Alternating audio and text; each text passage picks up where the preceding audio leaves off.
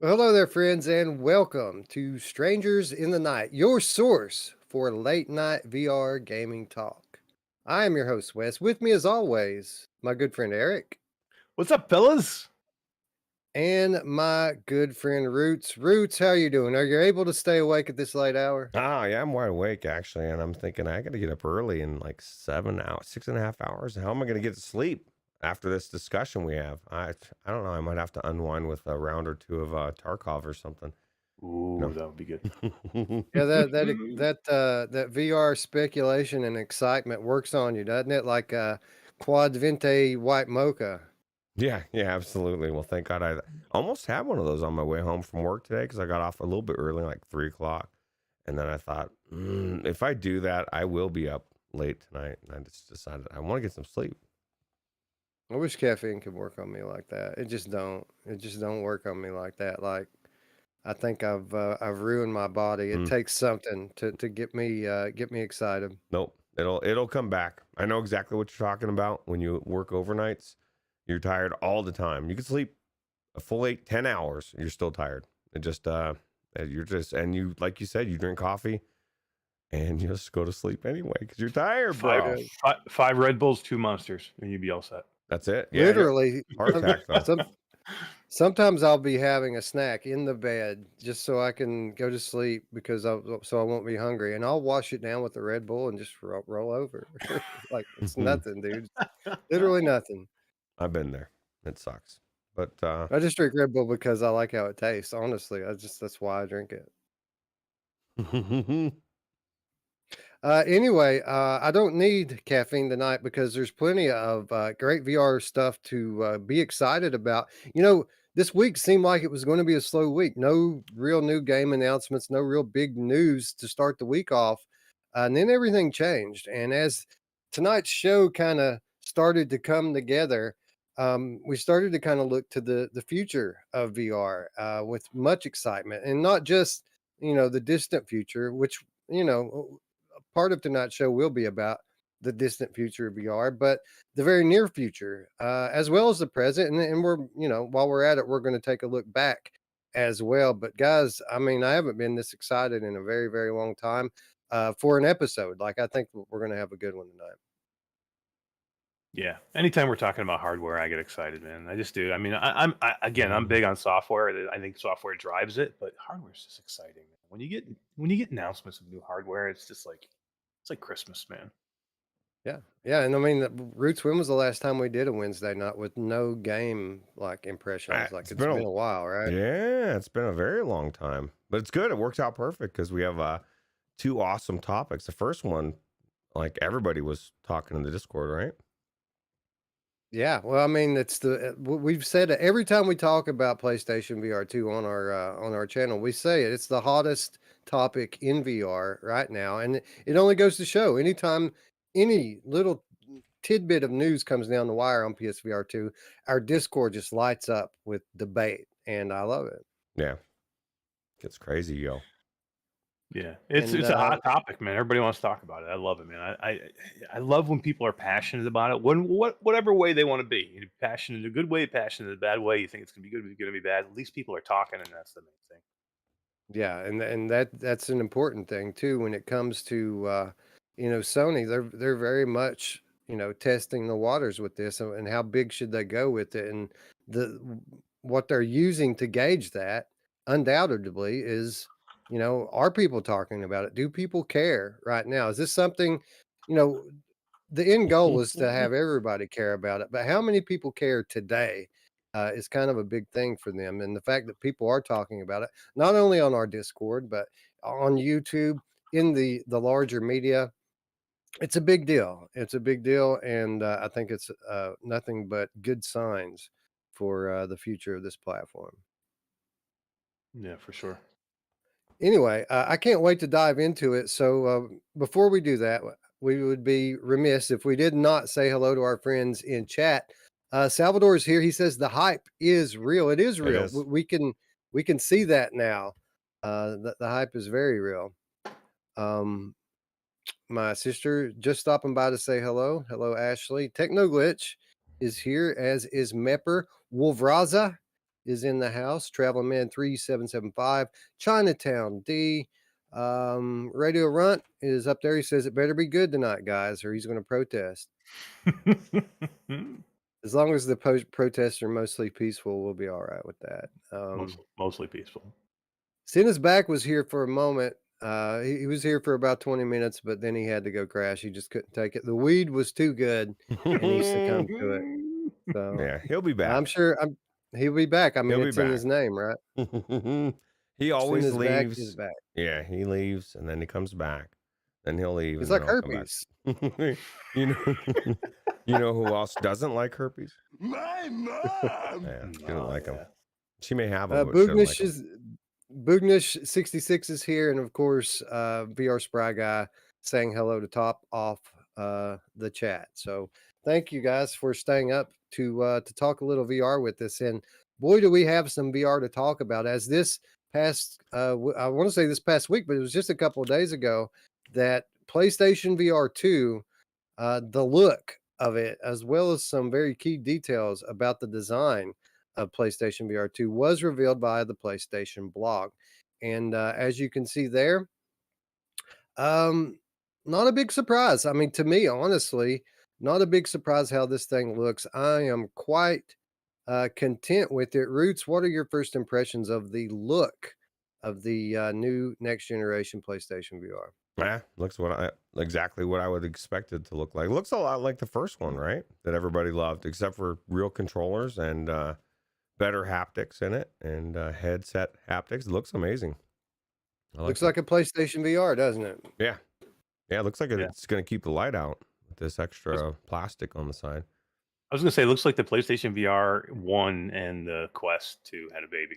And that's this is like, what it is. It looks like the PlayStation VR and the PlayStation 5 had a baby to me.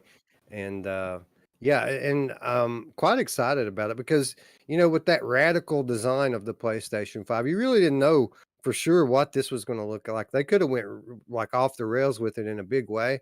But I kind of like the simplicity of the look here. You know, simple, elegant, high-end electronics hardware. I'm all for it. But mostly I'm relieved because basically everything that I liked about the original PlayStation VR is here. Like they have the super comfortable Halo strap, which is still to this day the most comfortable headset that I've ever had on my face. As Eric alluded to, it looks like they've extended the gasket a little bit, so that's going to help people who wear glasses so that they don't have to bring it in too closely. As well as the rest of us, it's just going to help keep the light out in general. And for those of you who are worried that you know super expansive gasket is going to lead to lens fog, you don't have to worry about that because the headset apparently has revolutionary ventilation built into it. As you can see toward the front of the thing, there's a couple of vent holes in the top of it. And I kind of got cracked up today, man, as I was looking down some headlines, just trying to get a gauge on what people thought about this. And I have seen these vent holes described as, quote, revolutionary.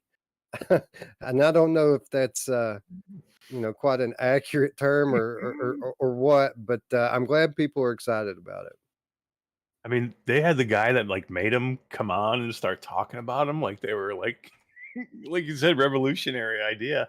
I actually at the first thought they meant there was some type of fan system in there, but I don't think there is. I think, like you said, it's just basically like you would see in the new face gaskets, like any like Kiwi makes or anybody makes. They're vented, you know, facial interfaces. Passive cooling. And it should be enough, to be honest, to prevent lens fog, which is what it's there for. It's not there to keep your face cool. It's just there to keep the lenses from fogging up. And, you know, any kind of opening should do that. So, like, whenever I would have lens fog on the original PlayStation VR, I would just grab the visor, press the button in, and pull it out. It'd take maybe 2 seconds, and then I could put it back in, and it was fine. And by the way, that sliding mechanism that allows you to slide the visor in and out, that is going to be on this one as well, which is another big plus for me. But yeah, I found it kind of interesting, all the talk about this this ventilation system. It's a cool thing, but I think that the attention that it's getting may be a bit overblown. Onakazi says people just regurgitating marketing copy, which is a good point. That's just what the marketing said, and everyone's like, man, this is revolutionary. Although I will submit, if you don't have to defog your glasses, that's revolutionary. Whether it's That's nice. yeah. I like it. I don't wear glasses, so I don't have to worry about it. So Some of the key details that were revealed within this PlayStation blog post is that in spite of the wider field of view, in spite of all the new hardware they have in there, be it the eye tracking or the facial haptics, all this new stuff that they've packed into it, they've managed to do so in a slightly more compact, slightly lighter package, which is impressive to me. yeah, I Yeah, agree. yeah, for sure. What do you think that there's that dial on the top that everybody's kind of speculating about? Have you seen that, Wes? It's like a IPD. black dial. You think it's an IPD? I Yeah. know they did say they were going to do a manual IPD this time and not an automatic, but I was also thinking like the valve index has a knob on the side that allows you to move the lenses in and out to help with field of view. So what you Well, can do is you can actually turn the knob one way and it'll actually back the lenses away from Hmm. your eyes. Or if you really want to get the widest field of view you can turn it the other way and it'll bring the lenses, I mean, literally almost to touching your eyeballs, or you can actually feel it on your eyelashes. So I almost kind of thought it was that because they are touting it's got 110-degree field of view on this. yeah, that wouldn't make sense, I don't think, on this specifically, because they already have the visor that slides in and out that does exactly that. And with that extra long face gasket, I think that basically this in and out action that you're describing is pretty much already done with the other mechanism. I think that it's probably an IPD setting, and if it's not, it might be a volume knob. The older PlayStation VR had a inline volume switch on the cable, and where they're going with a radically different cable this time, and they kind of want you to forget about the cable even being there. It's possible that they could have worked the volume control in on the headset itself, and maybe that's what it is. Yeah. Anyway, overall impressions, as expected, super cool looking. Um, I do. We already know how much R&D and testing that Sony puts into every product that they release, but it's nice to kind of have that reiterated, kind of in the subtext of what they're talking about here with the ventilation system. Um, they talk about testing several different iterations and designs, and going with the best one in this final design, which a lot of people out there um, behave as if they think Sony just kind of cobbles this stuff together and throws it out there. And I just wanted to point to that as proof positive, as that's not how they work. Like they take every little aspect of their products into consideration, and they thoroughly test multiple different versions and designs before they land on a final product. The fact that this is a final product, you can damn well guarantee that it's going to be high quality, and that everything is going to work as advertised. Yeah. The only big Um, miss for me here though is the wire. No, I'm not upset that there is a wire. I'm upset that it's a hard wire. Um, yeah, because you cannot change, so if you're not a fan of the Halo strap, which there are a lot of people out there that aren't, you can't change this out ever. So, like with the Quest 2, I mean, you could buy 10, 20 different head straps on there to find something that you like. Here, you're stuck, man. You're not getting this thing off of there. So there's no option. I would agree with that. I wouldn't call it a big miss, but it is certainly a miss. People complain about the hardwired cable, because cable is one of the easiest things to damage on the headset itself, and uh, every other headset, be it the Oculus Rift or the Valve Index or the HP Reverb, they look like they're hardwired, but they're not. You can pull the faceplate off, and the cable unplugs. If there's an issue with your cable, it's easy to replace. You don't have to pay for heavy repairs. And while I've never had an issue with either of my PlayStation VR headsets. The cables still work just fine on them. Um, not everyone takes care of their shit perfectly well. I mean, I remember Anthony used to talk about getting his cables all in knots because he would just, I guess he just spins around constantly in his play Who space and doesn't never do that? unravels Yeah, them. right. Well, yeah, why not? But you know, a lot of people have dogs and cats and shit happens. So it would have been nice. It would have been an easy thing for them to do to make that cable replaceable, and they didn't. But again, it's not the biggest deal for someone like me until it becomes a deal for someone like me. So Yeah. I'm going to give them the benefit of the doubt in the short term. But I guess we'll just have to wait and see on that whether or not it really becomes an issue. Yeah, I mean, really, I'm just being nitpicky about it. It doesn't bother me at all. I was perfectly comfortable with the PlayStation. I'm not a big Halo strap fan, but I was perfectly comfortable with the PlayStation VR1 Halo strap. So I assume this one will be just fine. Some people are upset with the placement of the cable, the way it kind of juts forward. Does that Well, bother you at all? it should be on the back anyway. I think. I hate when they're on the side, but I'm sure that's for a reason. But yeah, it is weird the way it is angled. You can see it's angled towards the front of the headset, so I don't understand that. But maybe that's for ergonomics in some way.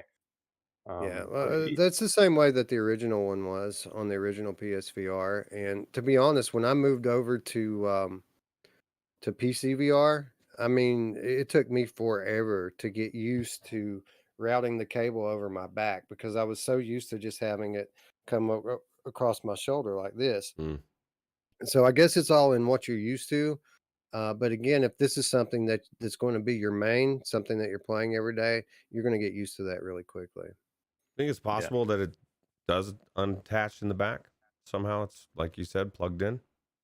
Possible, sure. Maybe not Likely, probable. Probably not. Yeah. no, not probable. I mean, the last one didn't have it. I think that they're just as.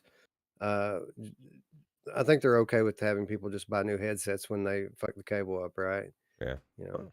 Well, you don't take care of your shit. Mm. Radio Run says no replaceable cable means no buy. Not doing it. Right. yeah. Forget about Hey, those AAA games. They don't have a replaceable cable. Yeah, screw it. well, look at the bright side. If you damage the cable, you can just cut it off, and then you'll Yeah. have the wireless headset that everyone wants, right?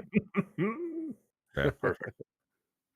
No, but I mean, who knows? I mean, this is a standard USB-C cable, and I don't know what those cables look like on the inside, but there's a possibility that you could jerry rig, and if you damage your cable, just kind of like splice another one onto Mm. it. I mean, that is a possibility, right? Yeah. Like with the original PlayStation VR, it had a proprietary HDMI cable on it. Like the video cable was a regular HDMI, but the audio was a proprietary HDMI. So if you damage that, you're screwed. But I mean, if USB-C cables are spliceable, then it stands to reason that you could maybe repair this one on your own. I mean, it would be ugly, but it might work. Yeah. Yeah. Yeah, I noticed they have the spots for the earbuds again too, like the other PlayStation. So you think it's going to come with earbuds, or do you think that's just going to be Oh, for something? sure. So it's not going to have an onboard audio system. You're going to have No, something else. So you think it'll come with the earbuds with it? it'll absolutely have a pair of earbuds with it. But I'm glad you're bringing up audio because this was one of my biggest points of excitement. Just looking at how similar the design is to the original and other existing Halo strap headsets, I can tell right now that my VR ears are going to fit right on there with no issue whatsoever. And I'm going to be able to make this thing legit on day one with off ear audio, and the $80 that I spent on those things is not going to go to waste. Yeah, for I mean, sure. What about the Mantis? You think those would work on here? Nah. The ones that were made for the PlayStation? yeah, probably they probably would. I'm not the biggest fan of the Mantis in terms of audio quality, but a lot of people like them. A Yeah. lot of people like the Mantis headphones, and I have a pair of those as well. So if They're that still turns out there. out, You can buy them today. yeah, I know. So they're on Amazon right now. I looked at them earlier. I had mine up on Facebook Marketplace for 6 months for $20, and no one would take them. Looks like those Pulse 3D headphones might fit on pretty good over them, right? Over it. Yeah. Yeah, Yeah, for sure, for sure. They in this blog post, they talk about how they designed the PlayStation 5 and with the VR headset in mind, and vice versa. And I'm sure that the accessories that they have designed are also being uh, were designed with this in mind. So I would be shocked if the Pulse 3D headset didn't fit comfortably over this. Yeah. Yeah. Yep. Well, that's what's nice about the Halo too is you can fit. It's easier to fit. Usually sometimes it's easier to fit. Earphones over that. Yeah, well, I never had any trouble fitting earphones over it. Like the VR ears are just a very recent pickup for me. Um, and I had a Turtle Beach headset I used for the longest time with my original PlayStation VR, and then I graduated from that to just a regular pair of Sony headphones, collapsible, compact Sony headphones, which also fit over it perfectly fine. So yeah, I don't think that that's going to be an issue at all. And the earbuds that are included with it, I'm sure will be high quality as well. They'll certainly be good enough to immerse people in the game.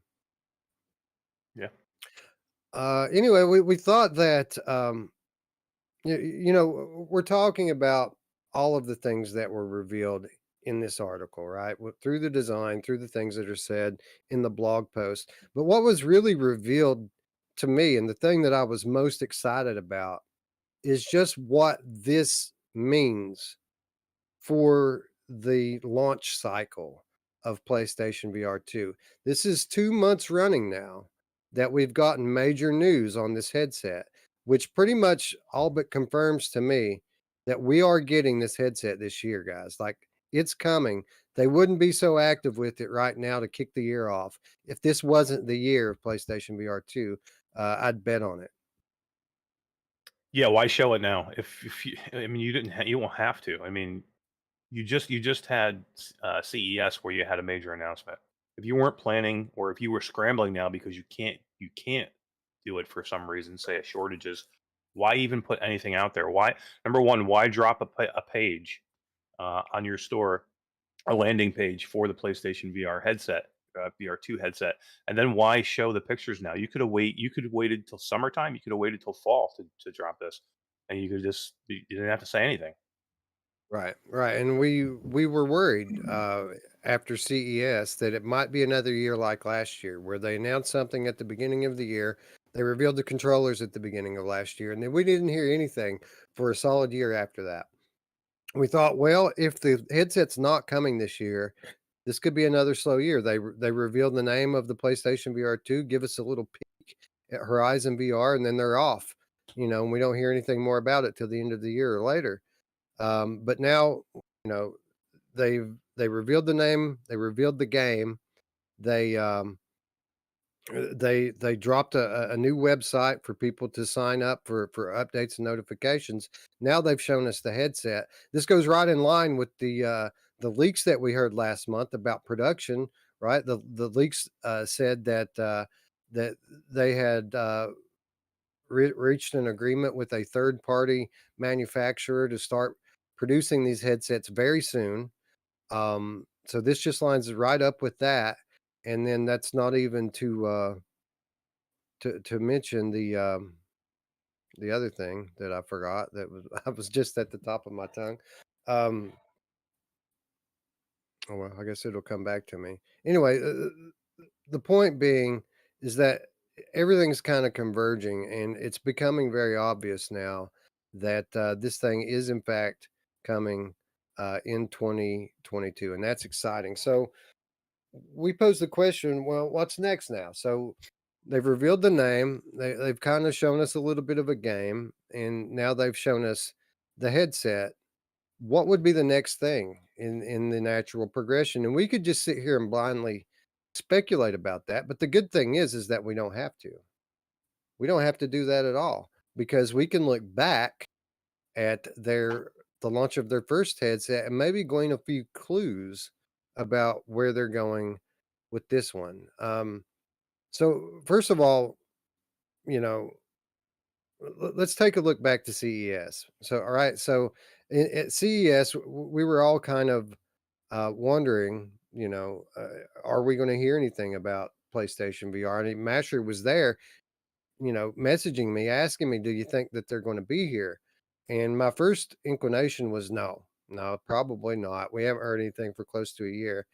But then I decided to take a look at the old launch, and the more I looked into it, the more I could see that there was a historical precedent for it. Like they were there 2016 PlayStation VR. So all of a sudden it went from probably will not to actually maybe. And then, as we all know, Jim Ryan walked out on the stage and revealed to the world that this headset will indeed be called the PlayStation VR 2. He ran down the specs of the PlayStation VR 2 and revealed the Horizon Call of the Wild game. And, uh, you know, eh, how does that compare to the original launch of the original PlayStation VR? Well, if we take a look back, when exactly did they announce PlayStation VR 2? Well, we knew it was coming for a long time, um, but it was September 2015 when Sony officially named PlayStation VR. Um, your slide behind that, we should have been on that one 5 minutes ago. Roots, go on to the next one, please. Thank you. PSX. Actually, no, this this isn't the right one either. I think maybe you missed one, perhaps. I don't think so. Yeah, yeah. I had a link in there from You had 6 links, right? yeah, I had 6 links. Let me see. It's all right. I mean, it's not that big a deal. It's just backdrop anyway. I can kind of talk people through it. It was in September 2015 at the Tokyo Game Show, where PlayStation VR first officially got its name, and not a whole lot more was revealed about it. I mean, they did have a few ideas as to some of the games that were going to be coming forward at that time. It wasn't a big secret because people knew about Project Morpheus, but it was really at Tokyo Game Show in September 2015 where um, PlayStation VR was born as a product. The name was revealed, and kind of the ball got rolling. So I kind of equate that to CES this year. Um, it was a very similar reveal. That at that Tokyo Game Show, just like at CES, they released a spec sheet um, for the um, for the original PlayStation VR, so people could know what all the bells and whistles were and what it was going to be. So that pretty much is the equivalent, like I said, of where we were at in January. So looking ahead to what Roots is showing you here, um, the very next thing they did was start to talk about games. And this headline that we're looking at here, this is from PlayStation Experience 2015, which was about 3 months after the reveal. They started to reveal games. Now, notably, a lot of these games that they revealed here, I'm not even familiar with. Job Simulator being the one big one. I think I've heard of Eclipse, but those other two, I don't even know what those are. Hmm.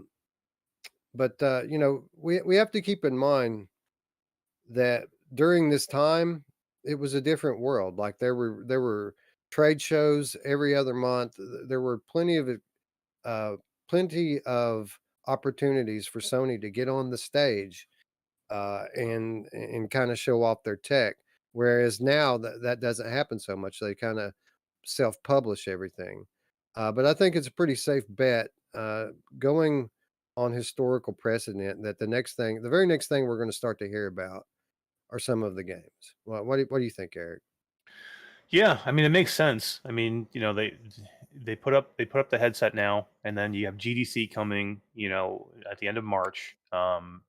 And if you are considering a fall, launch, then you're gonna have to start taking pre-orders soon. So, you want the games out there for people to get people to want to pre-order. So you've got to start announcing some games before you even announce the launch date. So, you could even see it coincide. You could see a pre-release or not pre-release, but a pre-order coincide with some of these game announcements, because that's how you get people excited. You have them excited for the headset. You reel them in with all the amazing games that they're going to be able to play when it's set to launch, and then you drop the pre-order today. So it's very possible that I think you're exactly right, and I think there's a good chance we'll at least see some things at GDC. We may even see a model or a demo at GDC of the headset, but I would expect to at least see some game announcements at GDC. And God, I'm hoping for a pre-order release date. Well, I think one thing you said there is actually quite astute, and that is I do think that we're going to see kind of a condensing of this cycle, whereas before it was kind of this long drawn out thing over years. I think it's going to be condensed down into a few months, just because of the different market and the different world that we live in now. Um, Roots, do you think that we're going to start to see game announcements trickle out, or do you think that it's all going to kind of, as Masher alluded to here, kind of coincide all at the same time, maybe as soon as GDC? I think it could be either, really. I just hope what D is saying is true. Destiny 3 VR launch title announcement. Crossing fingers. That would be amazing, right? We know there's Yeah. going to be some amazing ones that we haven't even considered. So, but it'll probably be more likely what Mash said. Maybe even at GDC. Maybe Mash will be playing one, getting to check it out. Wouldn't that be cool? I mean, that would be something that you would expect, right? If everything is lining up like you're saying, good chance that it's going to be there. Well, here's the thing. Like, the GDC is the Game Developers Conference. It's not an industry trade show typically, but sometimes there are reveals there. So, much like with CES, our friend Eric here recently asked me, do you think that they'll reveal at GDC? And my initial knee jerk reaction was probably not much, if anything. But then I started thinking about it. What's the historical precedent? So we look back to GDC 2016, and all of a sudden things become very, very clear with what's next. Not only, in the original PSVR launch cycle, but possibly for the PlayStation VR 2 launch cycle.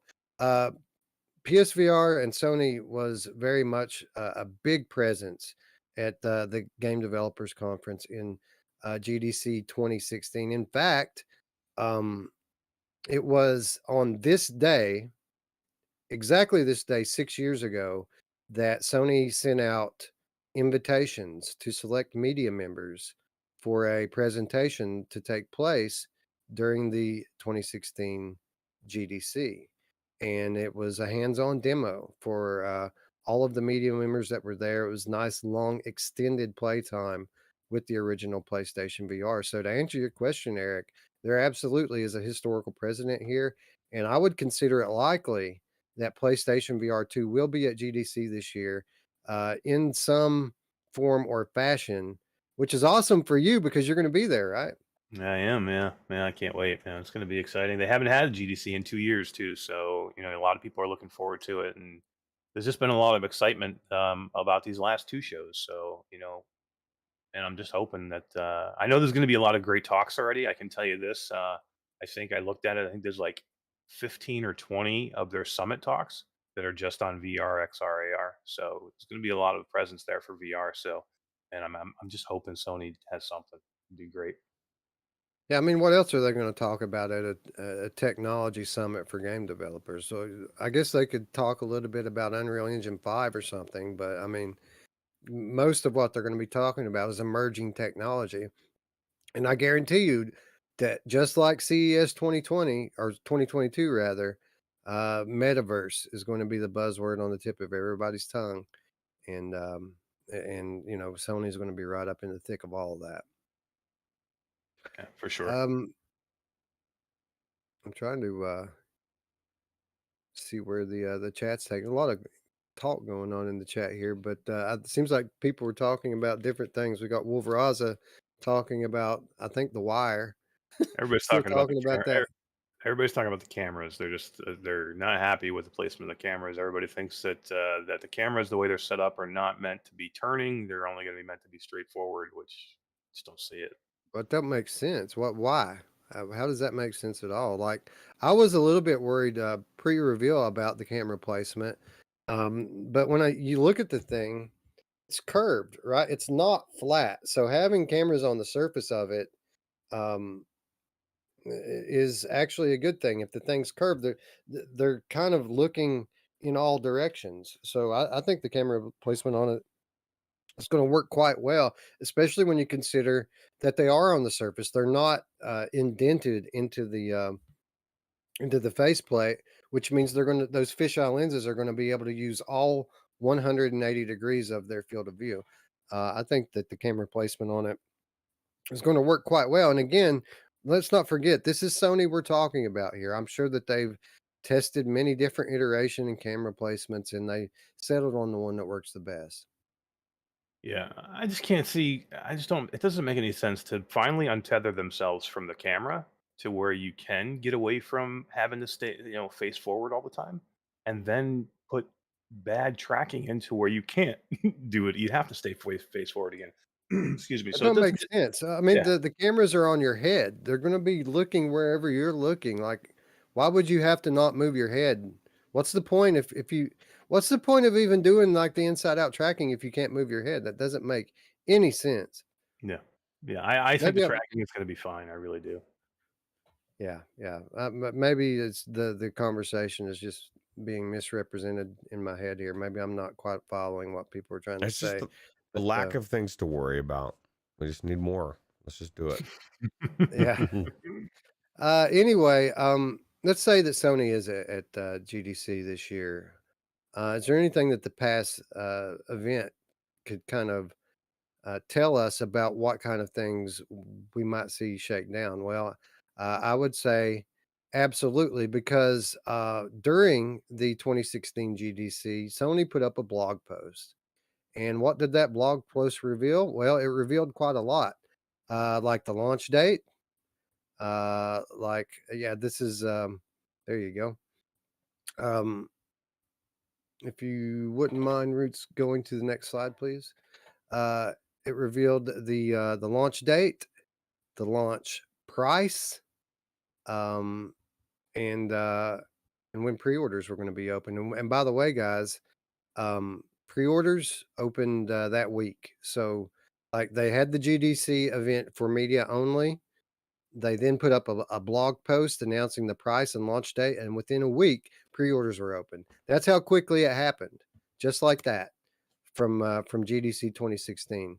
And I think that it's very, very possible that we could see a repeat of that this year, because we know that they most likely would want to launch in fall, just like they did originally.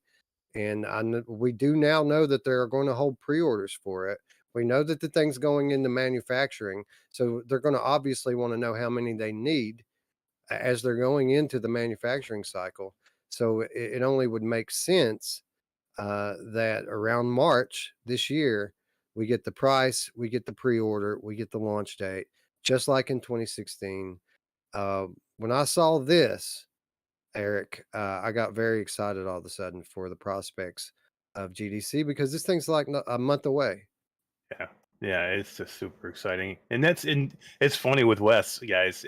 He did the same thing. We did the same thing at CES because I was there and I'm like, Wes, what do you think? Is there any chance? And he's like, nah, not really. But then he started thinking about it, and all of a sudden he started sending me articles and he started sending me text, and then you could tell his level of excitement was getting higher and higher and higher. And then what happened? I go to the Sony press conference and now watch Jim Ryan. So you had it perfect there. And the same thing here. We started talking about this a couple of weeks ago. You're like, probably not. It's not really not that kind of a conference. It's really not meant for that. But then all of a sudden, I mean, even before they showed the pictures of it, you have been messaging me and you're talking about all these precedents. You've already started researching this stuff. So it's just amazing the amount of knowledge that you have with PlayStation, and you hit it every time. I mean, I really think that we could see pre-orders within 6 weeks. I really believe that. And I would like to point out that this announcement that they made in 2016. There it is. There it is. This I, is the blog post. I've been trying to pull this thing up. Dude, I've had so many technical issues this stream. I'm ready to smash my computer in a godly fashion.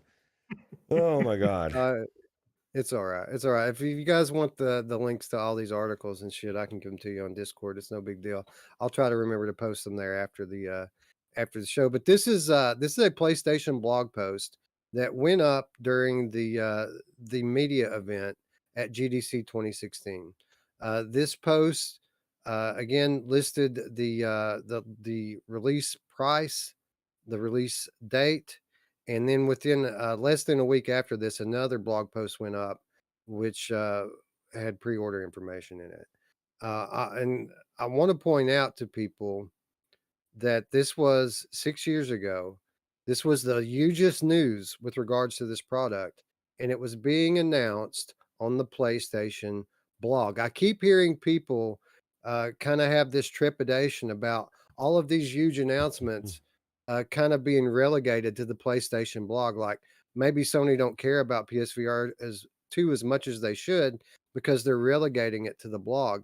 But as you could see here, this is nothing new. They've been making these announcements on their blog for years, and I don't think that it's indicative of anything other than Sony's behind VR, just like they say that they are.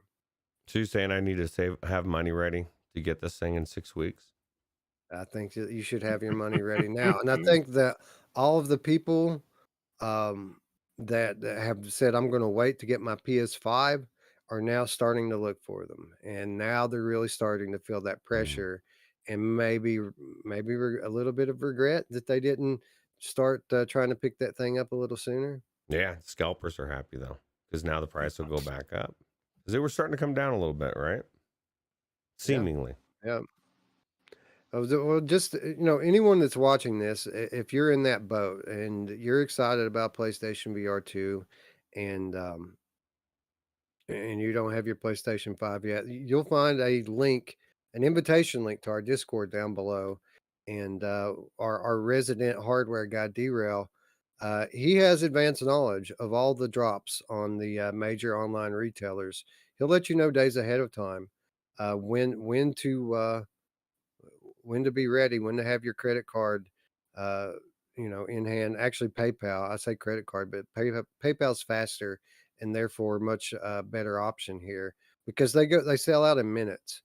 You really got to be on top of it. But if you'll just join our Discord and watch the hardware channel, you'll know when these are coming. And literally everyone in our community that has tried to get a PlayStation 5 has one now. Everyone, we all have one. So if you need one, be sure to join us on Discord. There's that and a lot more on there for you. If you're a VR enthusiast, it's a great community. Yep, absolutely. Oh yeah. Tiffany says, I got my PS5 for Christmas. Well, it's about to be a very Merry Christmas for you, I would imagine. Yeah. Saints and No, Sinners but 2 on the PSVR 2. yeah, I think that's a very, very likely scenario. I mean, this most recent blog post reiterates that dev kits are in developers' hands now, like they have them. And when we talk about these other iterations, when you talk about the design testing, with the ventilation in different places and the cameras in different places, that they make prototypes for all of those. And what happens to those prototypes? They end up becoming developer kits. They end up sending those out to studios to make games with. So dev kits are in the hands of developers right now. I'm quite sure that that there are finished games ready for it right now. Like there's at least 5 to 10 finished games right now that are ready to go. PlayStation VR1 was supposed to launch with 50. I don't think it quite had that many when it came down to it, but they had a nice, robust library at launch, and I think that the library here is going to be more than sufficient as well. Yeah, agreed. Tech says it sucks. We have to wait till next Christmas for this. Are you talking It does suck. 2022, 2023 Tech? You mean this Christmas? Yeah, it's not next Well, Christmas for, is. I mean, that's a year and almost 2 years away.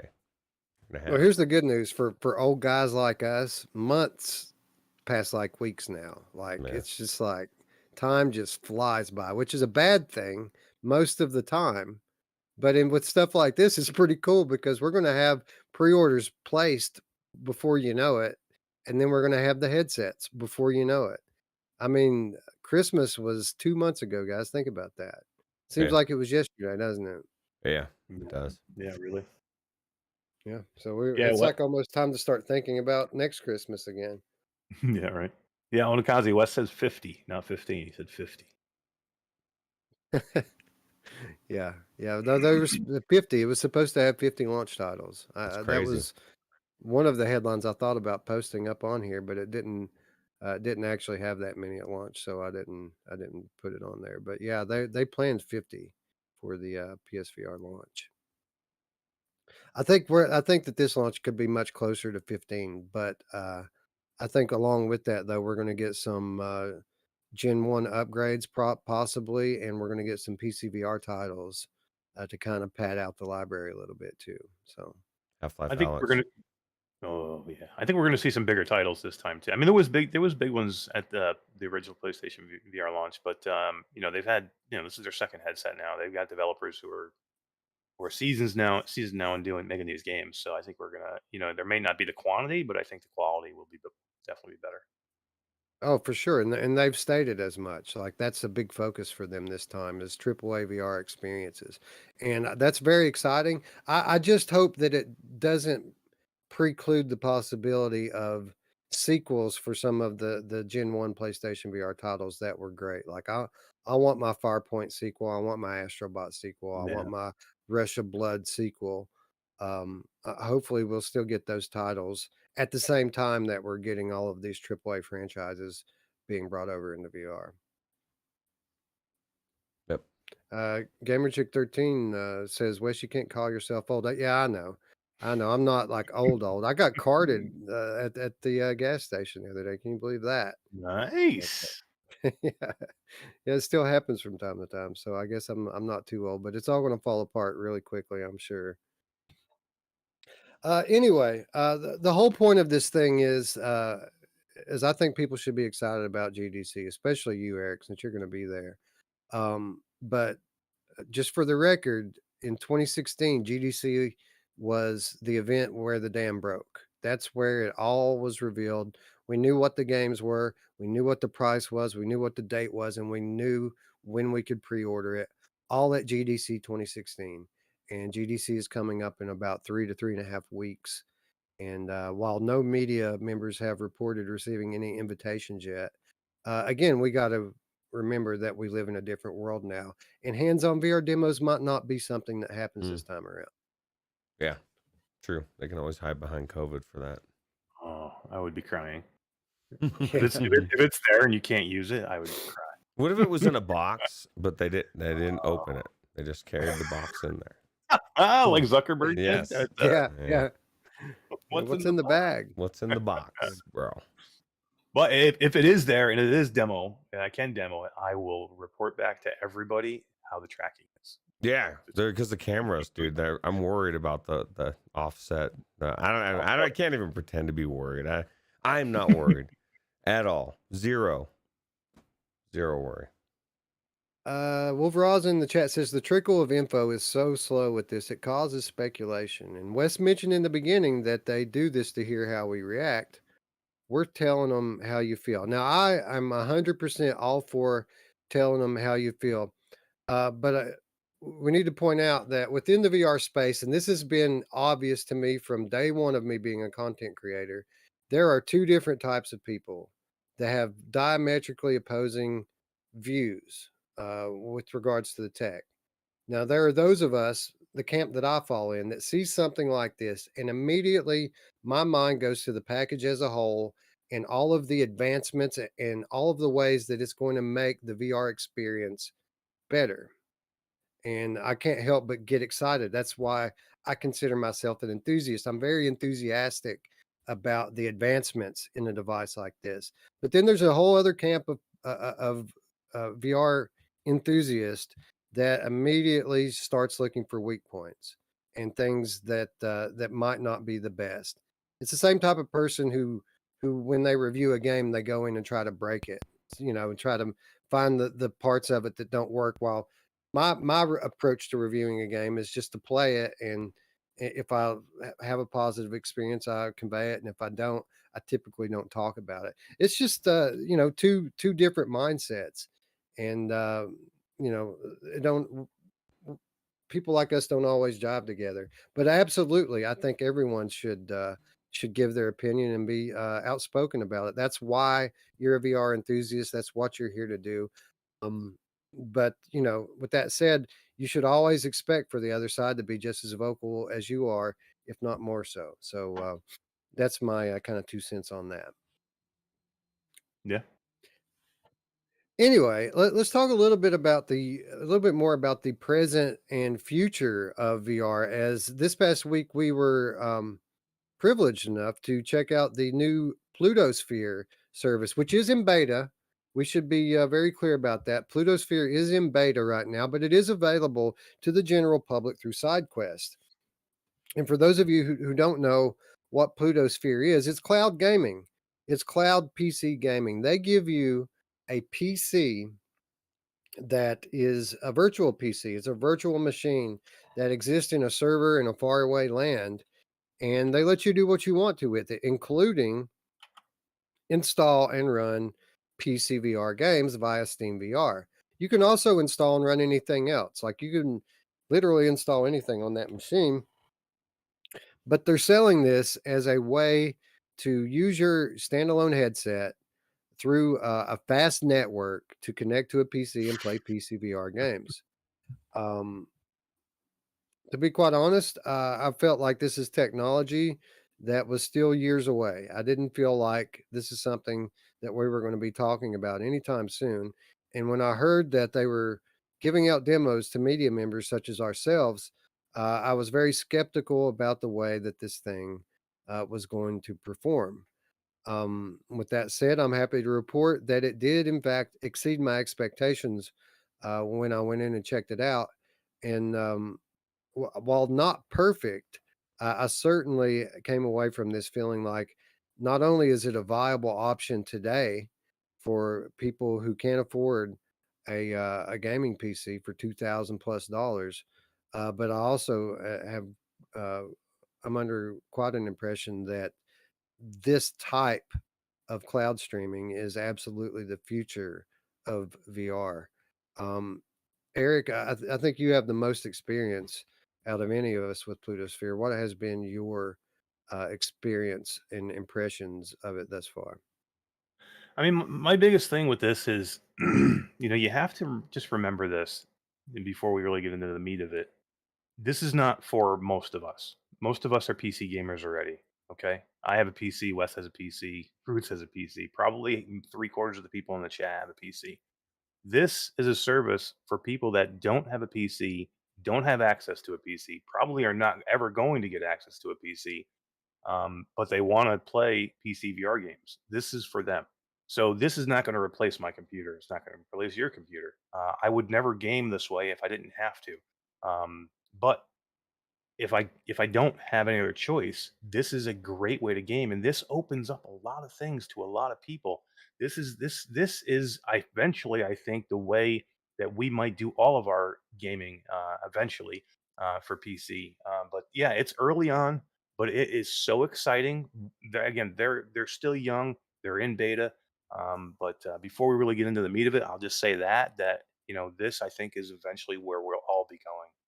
But right now, I'm very, very happy for anybody who does not have a computer who wants to enjoy some of these amazing PC VR titles that we have all had the opportunity to enjoy for the past 5 years. I mean, there's 5-year-old games that people will now be able to play that will blow their freaking minds. You know what I mean? They don't have to go play Garden of the Sea anymore. They can go play Edge of Nowhere. They can go play Half-Life Alex. They can play, Sprint Vector that you can't play on the Quest 2. There's games out there that are freaking crazy amazing that we have access to that a lot of people don't.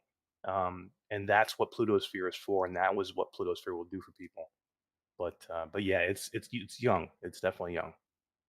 Roots experiencing something like this, it absolutely puts into clear focus the possibilities with future headsets that have 5G connectivity built into them, doesn't it? Oh yeah, absolutely. This is definitely going to be the future of gaming for most people that don't either.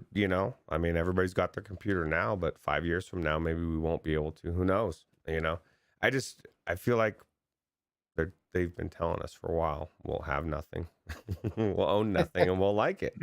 And this is a way to do that, right? But all joking aside, this is like Mash was saying, this is one of those things it's amazing for all those people that have dreamed about PCVR. They've already written it off. And now they have an option, right? And it's not even that expensive of an option, really. I'm looking forward to when they can get to like monthly, like Daniel was saying, like a monthly unlimited debt type of thing for whatever that's going to cost.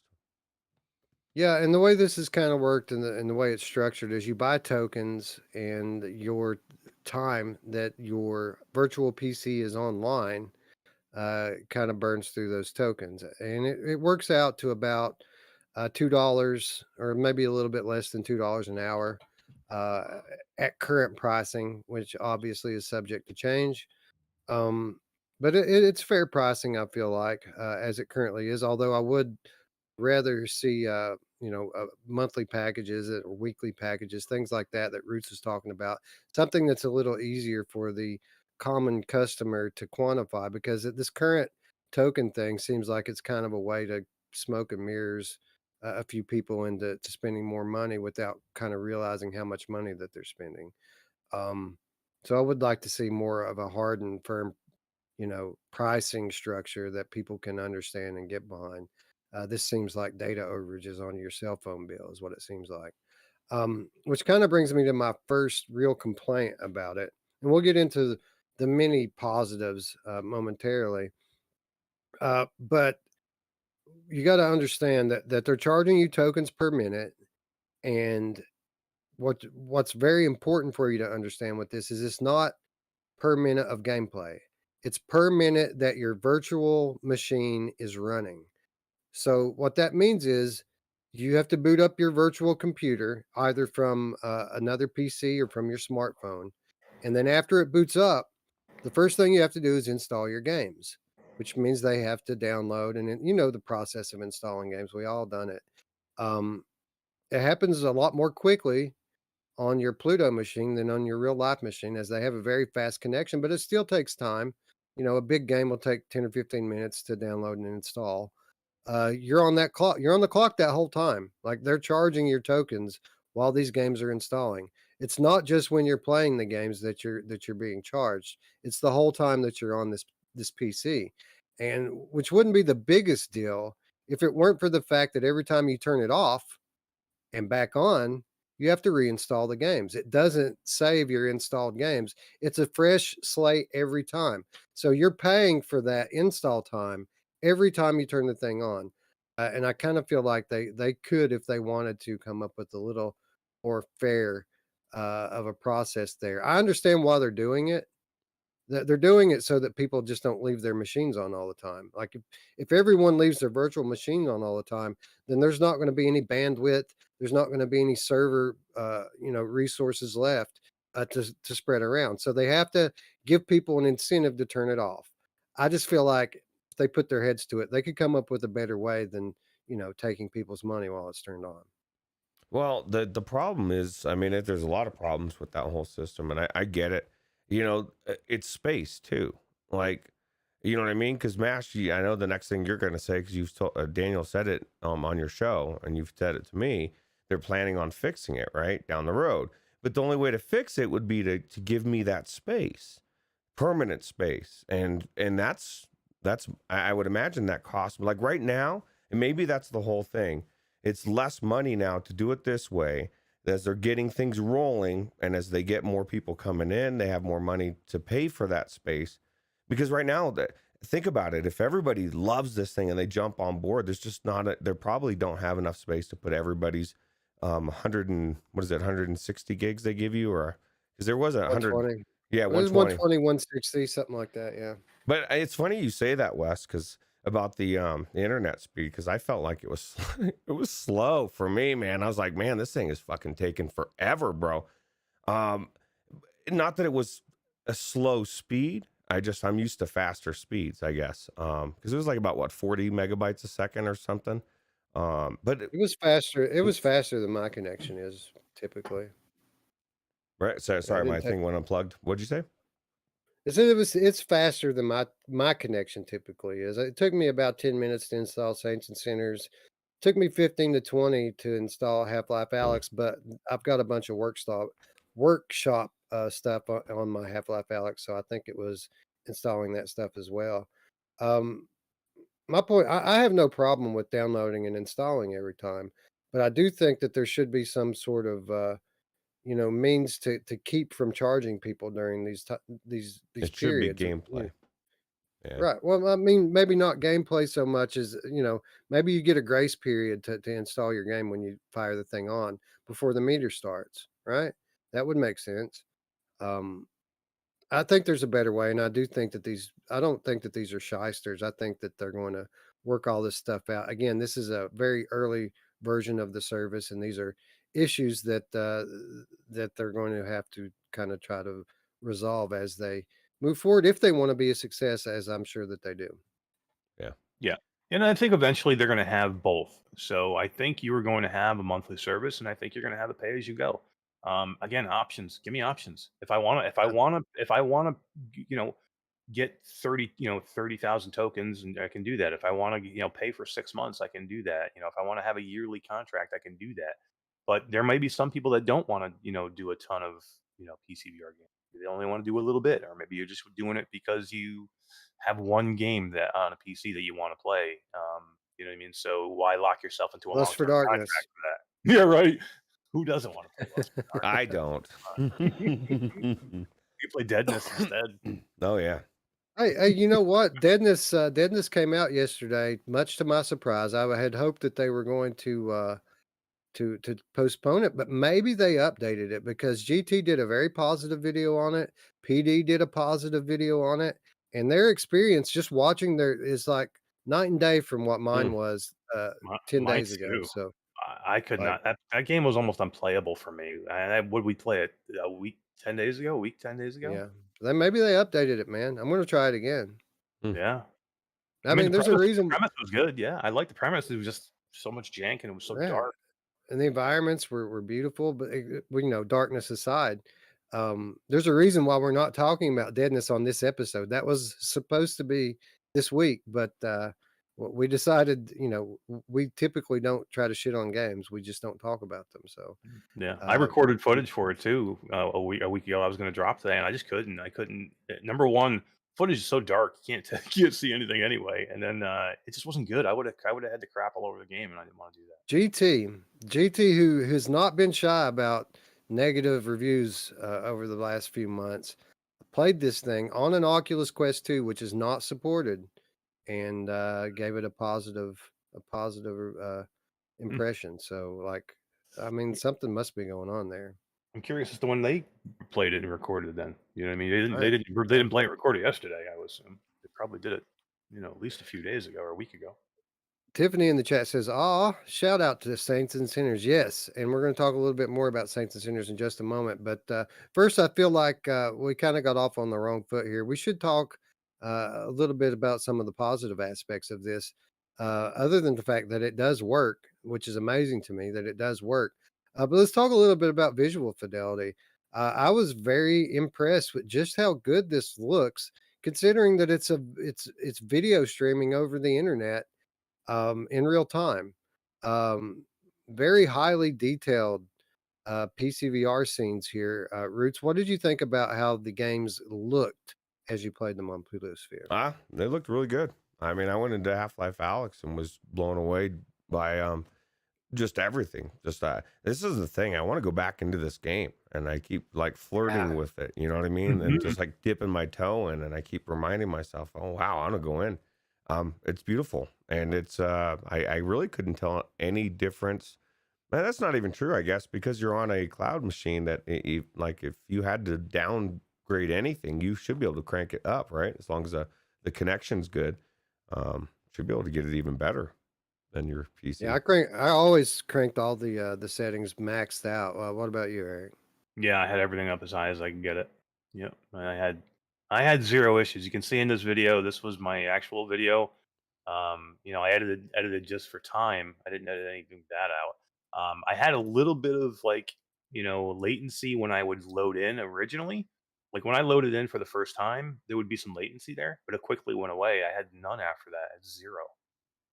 And like what you Yeah. see in all this video, I mean, it was perfect. It was like I was playing on my PC. I could tell no difference. Yeah, it was very comparable to virtual desktop for me. I mean, the visuals were beautiful in it. Um, Latency wise, like it wasn't really anything noticeable for me. Now, of course, I'm not a guy that's playing rhythm games. Like if you beat Saber in this, and Roots is Yeah. going to talk a little bit about that in a moment.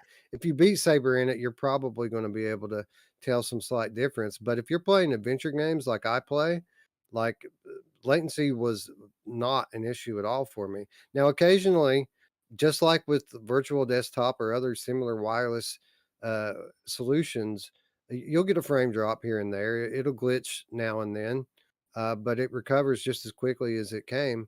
And it was very, very playable. And, you know, as the ultimate test for latency, for me, I don't play rhythm games. That's not what I did. What I did to test the latency was go to multiplayer. I went and I installed After the Fall. And I got a hold of Mash real quick after I got it installed. I said, man, I don't know it's going to work. The game might not work, but if I can get in the game and get in the lobby, do you want to do a run real quick so we can test this thing out, see if the latency is an issue? And we played through one run. We played through Skid Row on master difficulty with a couple of randoms, and we killed it, man. I didn't miss a beat. It was just like playing it any other way. Like, and if there were any kind of real latency, uh, it would have showed its face there. Like I would have been behind, a step behind everybody, but that wasn't the case at all. I mean, we did well, didn't we, Mash? Yeah, we rock and rolled, and we couldn't even understand the two guys we were playing with. So there was no communication except for me and Wes. They spoke a different language. So yeah, it was awesome, man. It was so good, and I kept through the whole thing. I kept asking Wes, how is it? How is it? And he was, he was asking me, can you hear me? How's my voice? Is there any lag in like the audio or anything? And it was just perfect, man. It really was. Yeah, yeah. The microphone worked with no setup. Like I didn't have to go in and like into the Steam VR settings and adjust like the mic settings or any of that. It all just worked. Plug and play just worked, and I was very impressed with it. Now, Roots, I understand you decided to put it through a bit more of a thorough latency test. Am I right? Yeah, well, okay, so my first issue with the game, or this thing to begin with, and I had issues connecting the first day. For whatever reason, it just kept kicking me out, wouldn't let me connect. And so much so that I gave up. I tried it again today and it worked.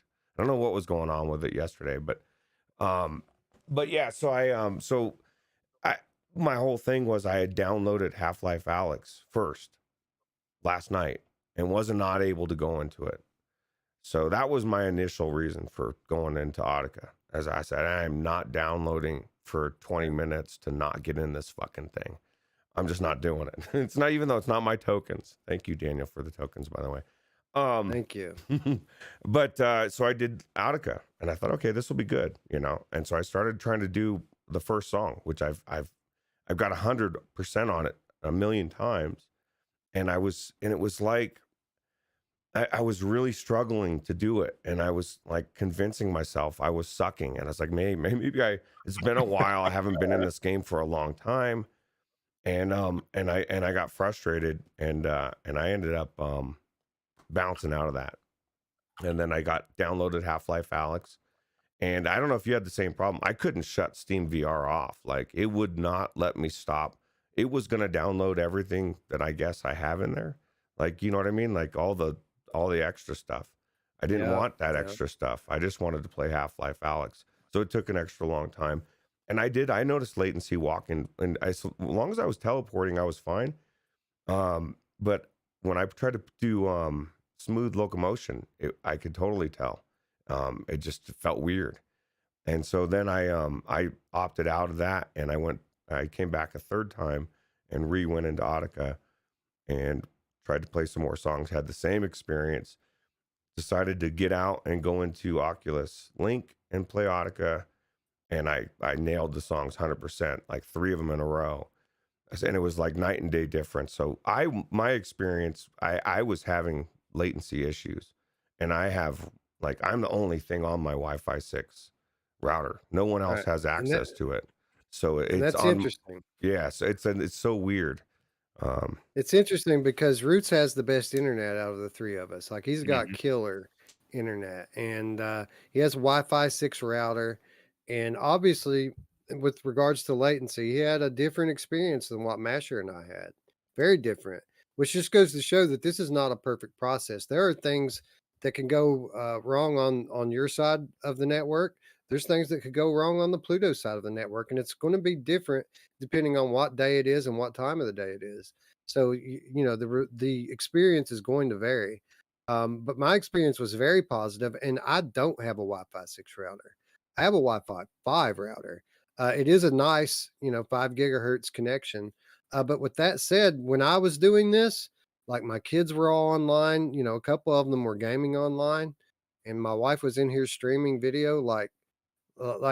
My network was being heavily used, and all through the one router now too, by the way, because my shitty router died last week. That's all going through my gaming router now, and I had great results with it. Otokazi I'm sorry, go says ahead. distance and routing to where he is versus you guys. I know my thing. Sorry, I'm just deleting this bastard here. Vom dung yourself. I don't know what that means, but I stop, got it. please.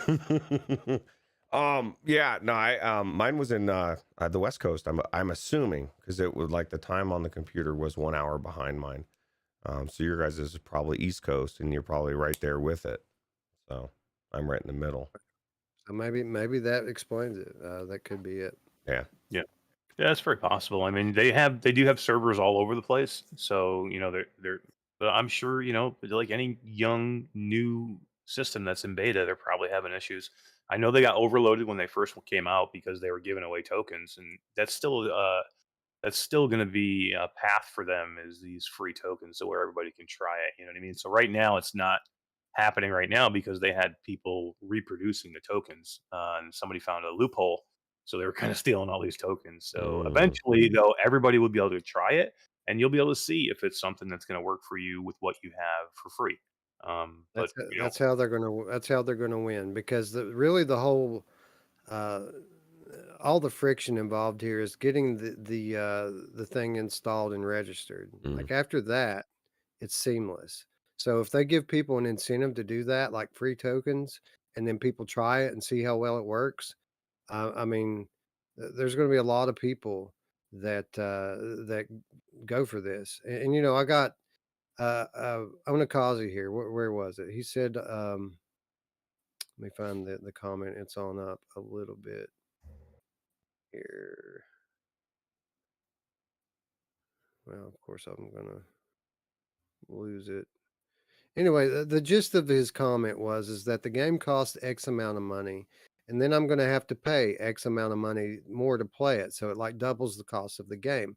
That's true, but what you have to consider is you already paid that extra money, thousands of dollars worth to build your PC. You've paid that extra double, triple, quadruple just to have your PC. This is not for you. This is for Joe Walmart over there that just got his Quest and who wants something more but can't throw the 2 grand down. That guy will pay $120 to play through Half-Life Alex. He absolutely will. And he's spending less money than you. You got to remember that. Yeah.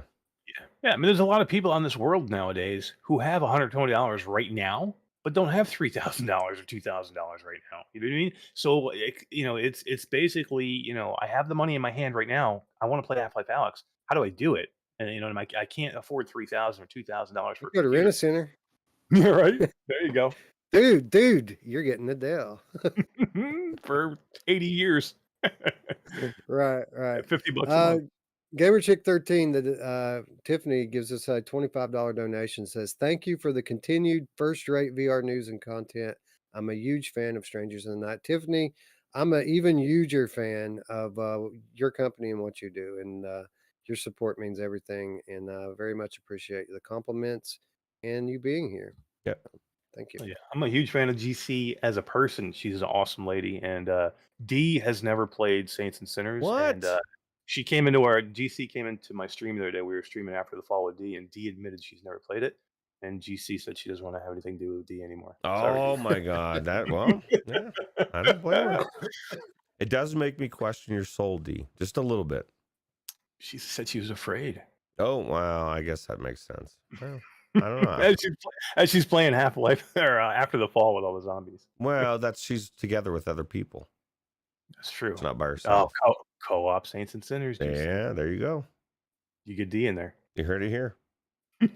Well, while we're talking about Saints and Sinners, I do want to go back to one more small negative tidbit about my experience with this, and it's interesting, Roots, when I hear you describe your experience with your initial experience with Plutosphere, because mine was very similar. I forgot that when you turn your virtual machine off, that the games you install go away, and that you have to do it all over again. So my first thing after I registered and I had my tokens is I logged in and I installed Saints and Sinners. I installed Half Life Alex, and then I turned it off, and then came back. I came back 2 hours later to play it, and it wasn't there. So I was just like, shit. All right, fine. So I said, well, I want to play this thing now. I want to pick one game, install it real quick, and try it out. So obviously, I went with Saints and Sinners because everybody plays Half-Life Alex on this thing. Everybody plays Alex on it. That's kind of like the benchmark that everyone tries on it. I want to do my favorite game. I want to play Saints and Sinners. So I click on it. I reinstall it. It takes about 10 minutes. I go to boot the game and it won't boot. The game just won't boot. And I come through and look on my computer at my virtual desktop, and it tells me that uh, to play this game on Oculus Rift or Oculus Rift S, that it must be played natively. In that, if I want to play it, that I have to install the Oculus software. So I do that. I install the Oculus software. Obviously, the Oculus software doesn't recognize my headset, but I went ahead and installed it anyway just to try it again. Didn't work. Couldn't get Saints and Sinners to boot. So I go into the Steam VR settings. I say, you know what? I'm going to switch the Open XR default to Steam VR instead of Rift, and maybe we can run it in Steam mode, and it'll work. Well, when I go into my Steam VR settings, it's already set to Steam VR, so I don't even know why it's trying to boot this as a Rift game when I've got Steam VR open and I'm loading it from Steam VR. But at any rate, the point of the whole thing is that Saints and Sinners just don't work on this service. It won't work for you Really? at current at present date. That's the only game that I tried that wouldn't work, but that's a pretty big one, right? Yeah, absolutely. That's crazy. And I don't know if Yeah. I guess I'll have to try that, you know? Yeah, I'm gonna try it. I'm gonna just do it too. I'm gonna try it and see if there's a workaround or something. I don't know. It's- Well, you did say, Mesh, that there are certain issues with certain games, and they're trying to work through those. So hopefully, this is something that they're going to be able to resolve. The good news is that most Quest users already have this game and have played it on their Quest. It's um, a very similar version of the game that you can play on Quest 2. So not a big loss for these people. I doubt that they're going to go in and pay just to get the extra shaders and shadows and stuff. So um, with that said, I did want to try some other stuff out. So I said, well, let's install something that's very small, very quick, and then uh, while I'm installing After the Fall, I'll play that. So I installed Sweet Surrender. It ran great, perfectly fine. They've even updated that game quite a bit since I've been in there, and it was a much more polished experience than the one I remember. Even so, I had a great time with everything I tried it in, other than Saints and Sinners, which just didn't work. Did you think of Anthony when you logged back in? Because I did. When the third or fourth time that I had to type in my Steam account credentials, I was like, dude, Anthony would be out. You know what I mean? Because I have not typed my Steam stuff into something that many times in a year. You know what I mean? Because we Yeah, get so I conditioned had to to not remember it. typing. Yeah, I had. That's the thing. They need That's to. weird because I did mine once and I never had to do it again. You're so. Are you full of shit? I swear, For real? no, I swear Oh to my God, I did it god, one dude. time when I initially started up, and I never. And every time I logged back in, it remembered my password. No, man. I logged back in and it asked me again for it. And then it got so bad, Mash, that by the fourth time that I did it, I I literally audibly said to the question mark, because it says right there, check it to keep remember. And I said, bullshit. You know what I mean? I'm not Right. clicking it, dude. Like, you want me to click this thing? What do you want? What am I clicking it for? Didn't work. You So. you want to keep my passwords, dude? Like And I Plutosphere people who I don't know? No, thank you. also had that thought too, but I already clicked on it 3 times. Didn't work. Apparently, it's supposed to work. I don't know. Crazy. Tiffany says I'll look into it, Wes. Well, I appreciate that, Tiffany, but to be quite honest, it's not your job. It's on them to figure out a workaround for this. But yeah, I guess their emulated VR headset is a Rift S, but it's a virtual Rift, Mm, and Steam knows it, or at least the Saints and Sinners game knows it, and it's not down with it. Like you got to use a legit Rift, bro. it's pissed. And Travel Man says people that don't have a PC would have no clue how to work around things like that. That's true, but two things: one, the workarounds didn't work. This is just me trying to fix it, and two, everything else worked seamlessly. Like there was no setup for any of it, even to the point where I played After the Fall, and like my audio and everything worked the way it was supposed to. Like it worked remarkably well, much better than I ever had thought that it Mm, possibly could at this state. Why is this not on App Lab, guys? That's my big thing. I Like know. the biggest speed bump to this thing is the fact that it's on SideQuest instead of App Lab. If this was on App Lab, everybody would be playing it. mm, Yeah, I mean that's the biggest holdup is you have to sideload this, and most of the people, SideQuest is pretty popular now, but there's going to be there's going to be a large majority of people out there that want to do this that are not set up to sideload yet, and they'll have to go figure it out. Which really now, I mean, it's fairly easy to do SideQuest, and I would say there's going to be a good majority that do have SideQuest, but yeah, they need to get on the App Store, and I asked them about that, and it's just not easy to get on there. So My suspicion would be that Oculus is scared of this, bro. Like they don't want people streaming games on their shit instead of buying games on their shit. or like Meta or Facebook does with everything else. Maybe they're going to make their own. that's Oh, exactly what I was thinking. 100%, They've got 100%. their own system. They're ready to unroll. You Yeah, know. I mean, Yeah, look how long it took for Guy Godin to get onto the freaking Oculus store. I mean, it took forever to get um, virtual desktop on there, and once they did, what did they come out with? Airlink. Airlink a month later, right? Yeah, Yeah. yeah. You know, now that you mentioned it, Oculus, Meta, Facebook, whatever you want to call them, they just put out job listings for people to apparently work on development of VR hardware that has cellular internet capability built into it. So yeah, you can bet the Rift store is not dead. The next version of it will be streaming to your future Meta headset. Right. Yeah. Well, and that's one of the biggest things that I took away from this. We're all like so worried about PCVR. This is a way It's where people who have standalone only and don't have a PC can now play PCVR. If game developers see that a majority of the people can get it and get into it easily and start doing this, they'll start making PCVR games again. So we want this to succeed, whether you think this is a great program or not. We want to see this get better, become more mainstream, and become a commonplace thing, so we can get these companies that don't want to make just standalone stuff anymore. They want to make PCVR games. They want to make deeper games, and this is one way for them to do it and make money still. PC's going nowhere, bro. There's going to be cloud streaming. There's going to be headsets that are capable of running PC games on board. I mean, PC VR is going nowhere. And the cool thing about something like this with a virtual desktop, uh, you can literally do anything. You can install mods on these games. Like they let you have access to the root folders on the virtual system, so you can literally do whatever you want.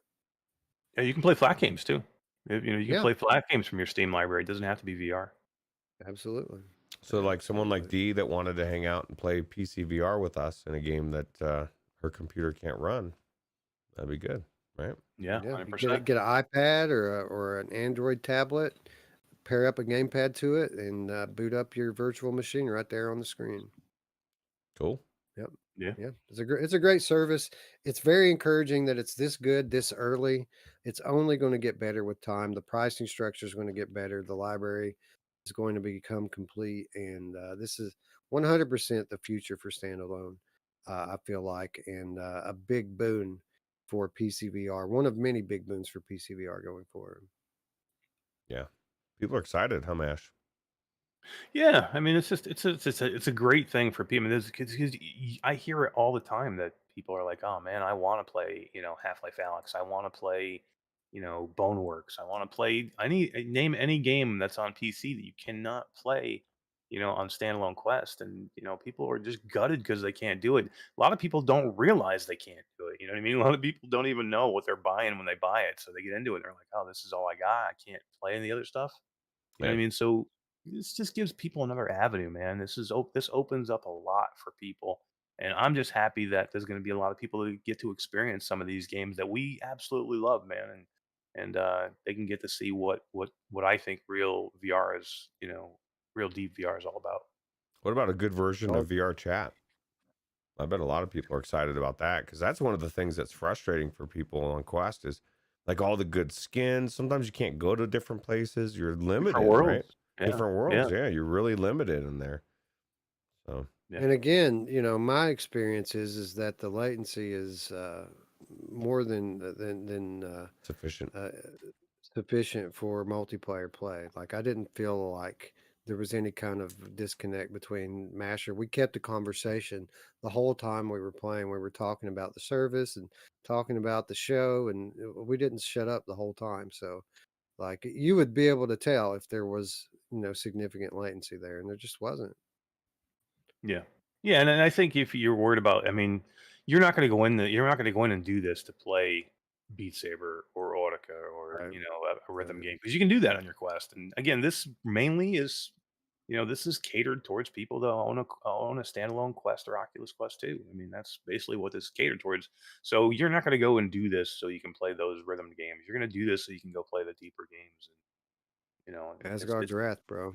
oh Mm. shit, man. It would blow people's minds. Think How about all the great games that are out there that we have enjoyed there's so many games that, freaking what am I thinking of? The game with the robot. Uh, I've lost it now. Stormland. Stormland. I mean, one of the best games out there. People can't play it. how big Well, is here's the our thing. Asgard's Wrath? Isn't it over 120 gigs? It's It's right big. around there. It's I right know. Big. around there. Uh, Big. Here's the thing. With Asgard's Wrath and Stormland, they're Oculus exclusive. So You can play them through Revive. as it stands, yeah, well, that was the thing. I thought about testing Revive and I didn't get around to it. But you absolutely can install Revive. You can install Vorpex, Yeah. guys. You can install Vorpex on this thing and play like that, and I'm sure it'll work quite well. Yeah. Yeah, and don't get me wrong. This is not perfect. You know what I mean? So don't No, think that I'm out here touting for them and saying, this is the, end all and be all perfect. This isn't. This is young and it's still in beta. It needs work, but it's coming. And again, soon you're going to have. I think they're definitely going to have the. They've already said they're going to have the token system back, the free token system back. mm. That everybody's going to be able to try it. Just go try it. If it's free, go try it and see what you think about it. You know what I mean? Especially if you don't have a PC. If you have a PC, this isn't for you anyway. So so yeah, if you're interested in trying it and you want to know when the token system is coming back, be sure if you haven't already, click the big red button, click the bell, make sure you stay up with all of our content. We will let you know when all that's back up online and you're able to get your free demo on again. Guys, what's Sanzaru doing? Are they making out Asgard's Wrath for Quest, you think? You think they're making a new game? They've been quiet man, for a long time. I know, right? They've been sitting on there. You And think I hope they're not sitting on their asses like freaking beat games. oh no, they're not. Just chill. Oculus picked them up. They're definitely working on something. My question is it a new game or are they bringing Asgards to standalone quests? Mm. Well, Matt- Oculus owns Beat Games too, and all they've come out with is a shitty online play and new fucking blocks. Tell us We got how new tell us, block how, tell Roots. us how you really feel, Mash. We got new Lady blocks. It's Gaga, Lady Gaga pack, bro. Gaga. Yeah, we got Lady Gaga, Skrillex, and new blocks from Beat Games. Wow, they're working their asses off. I will say it does seem like they haven't done anything with it anymore. You know what I mean? It was obviously they wanted to own this popular game, and that's it. We're not going to do shit with it. We're just going to make some money, and they've done a good job doing that. Yeah, and they come out with a multiplayer that's like the worst freaking multiplayer you could get. I mean, you can't even talk to each other in the damn multiplayer. Yeah. I mean, you're owned by Meta, for God's sake. You got billions of dollars. Get the freaking thing right. Yeah. I love it. Love it. Kills me. Anyway, I think that's going to wrap us up here tonight, guys. Are you excited about PlayStation VR 2? Do you think that pre-orders are about to go live during GDC in March? I feel real good about it, guys. I feel really good about it. Our guy Eric's going to be on the ground there. Hopefully, they have some demos out. Hopefully, the dam breaks in March, just like it did 6 years ago. I'm excited. Let us know what you think in the comments down below. Let us know if you tried Plutosphere or if you want to try Plutosphere, what you thought about it. Again, let us know in the comments down below. And if you haven't already, be sure to hit us up on Discord. As we said before, the invitation is in the description down below, and we'll be there. We'll leave a lot on for you. Yep. Anyway, with all that said, friends, we'd like to thank you all once again for staying up and watching. For Ruuts and Eric, I'm Wes. We'll see you soon, friends. Bye now. Take it easy. See you later.